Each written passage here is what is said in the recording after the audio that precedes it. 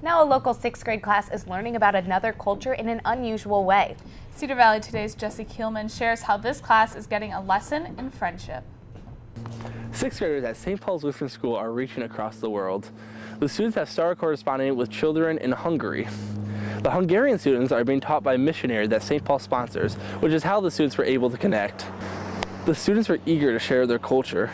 They even made a YouTube video showcasing the students and their school. They hope to learn more about the lives of the Hungarian friends. Although the students want to learn how the cultures differ, school principal Stacy Snyder says she wants both sets of students to learn how their lives are the same. That they have their enthusiasm for learning and they appreciate their Christian atmosphere to have school. I think that what I understand about the school in Hungary, it's the same. And so I think they have the same level of opportunities anyway for their belief and their faith to be part of their learning process. The St. Paul students are including illustrations with their letters because the Hungarian students are just learning English. The video made by St. Paul students is available online at the Wartburg Circuit. For Cedar Valley Today, I'm Jesse Kielman.